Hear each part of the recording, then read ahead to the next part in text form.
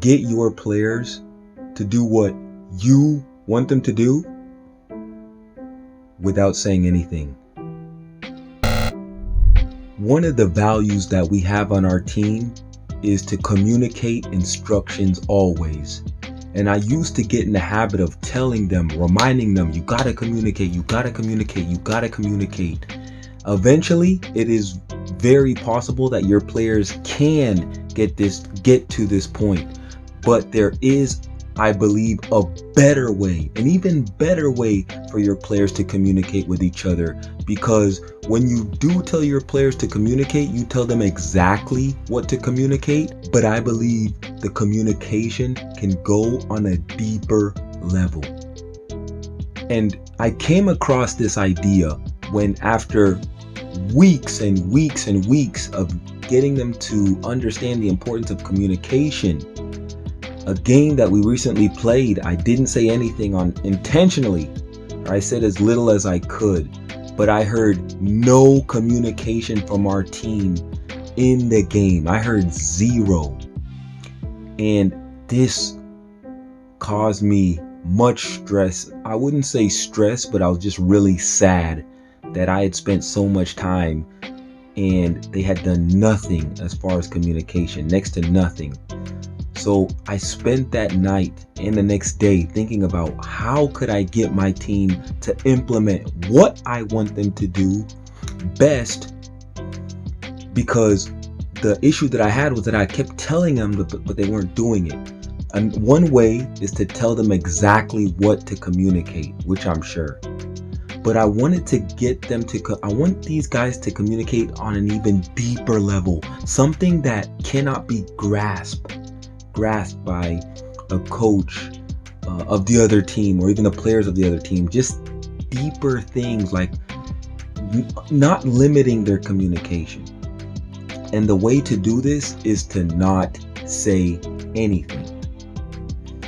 What this means is, instead of talking and telling them what to do, whenever you have any value that you want to implement with your team, set the drill up in a way that that value must be done in order to complete the game, or what must be done in order to win the game.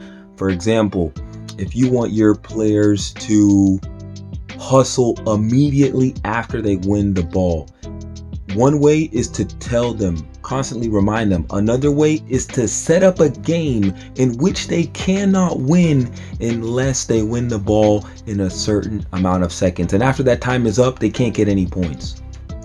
This is an example. So one thing I had for my team is communication, as I stated before. So instead of talking, what I did was I set up a drill that could not be done unless the players communicated with each other. When doing this, it is important to allow your players time to figure it out. You don't have to come to their rescue in 30 seconds or a minute or even a few minutes. Your team, your players will eventually figure out the game. They'll eventually figure out that if we keep doing things the way we're doing, we will never get a point. We will never win. So allow them to figure that out on their own. The best way for a lesson to be learned is not telling them the lesson, but for them experiencing the lesson. That way they can internalize it. So in this process, you have to be patient. I set up a drill in which I didn't say anything to them, and I let them figure it out for 10 minutes, and I didn't say anything to them. I didn't give them any hint or anything. I let them figure it out. I let them communicate that whole 10 minutes without saying anything. What this does is it shows players that if we rely on someone else to communicate all the time, there are times when we are not going to get things done. So this is a time where we have to learn to communicate with each other. We have to learn to rely on each other when we have difficulties, when we have problems, when we have disagreements. How do we communicate when we don't agree with each other? How do we communicate when we don't agree with each other and there is no third party, no coach to tell us what to do? And I'm going to go a little further into this point that I already stated before about communication. Give them time.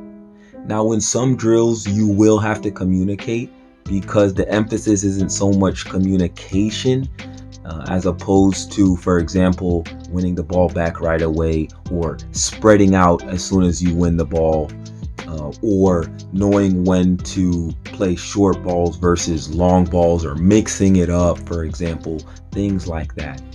So instead of telling them, okay, you got to play the long ball, you got to play the long ball, you got to play the short ball, you got to mix it up, set up a game in which if they don't mix it up, there is no point to be won.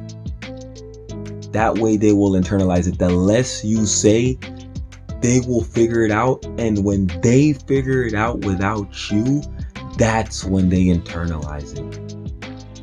And in this following clip, I am going to give you an example of exactly what I did.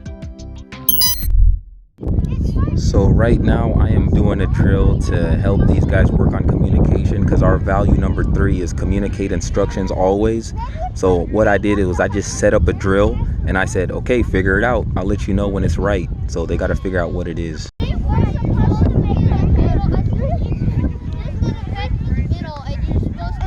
Wherever the defender goes, if the defender's in the middle, you don't pass the ball through. You pass it to here, and then they would pass it to here, and they would pass it to the person in front of them, and they pass it in, and pass back, and they would pass, and they would go to the back. So all the balls start here? Oh, yeah. In the defender's blocking this one, you pass through the middle. He one-touches it, he runs it into a wall pass. Is that one? Yes. I don't know. I'll let you know when it's right. I think it's not right because it's not high. Okay, so one thing I figured out, they've done this for 9 minutes. It's very interesting is that one person knows what the drill is, everybody else is wrong, and they're doing it the wrong way. So now I'm like, okay, how do I go about this in the future? This is very, very interesting. This is very, very interesting. I don't know how to go about this. This is something new for me. There's 7 players. One person knows what it is. The other players are saying something completely different, and they're doing the wrong thing. I got an idea. So you pass it to me. Take a touch pass. If got the ball, he would pass it to Chad, and then Chad would one-touch it back.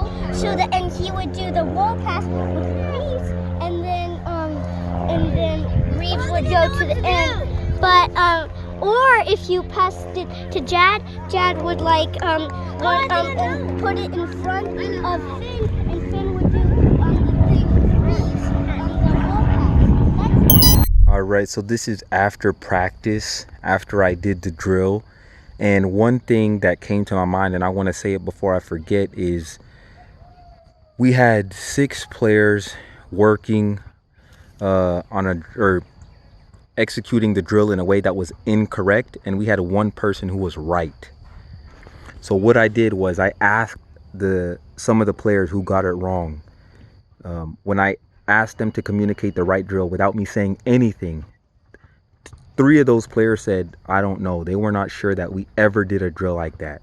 But the one person that was right knew the drill that they had organized, or how they had organized things in that drill. Even though everyone was against them, they knew we had done the drill like that. But others who did the drill the wrong way were not 100% sure. They couldn't recall, we don't know when we did that drill. But they acted as if they were so certain. So one thing I asked them is, what made you certain? And then I told them this was the lesson for them. If you don't know and you are not certain about a decision, you need to be able to listen to other people. I know a lot of the times our ego is so big and we think we know, but you can't even recall what the right thing is. So that's a lesson that I hope they got. And what I like about that lesson is I didn't tell them about what happened. They experienced it. They internalized what can go wrong when they act so certain in one thing, and they execute not because they know, but because they act like they know, even though they're not certain. So that was a really good lesson. At the time, I had no idea how to go about it, but it just came to me quickly. Is that lesson was, if you are not certain about what you are doing, you need to be able to listen to other people. And that is so big in leadership. A lesson I did not expect to get, but that is so big in leadership, is getting rid of the ego and listening to others when you don't know what the right thing is, when you are not 100% certain.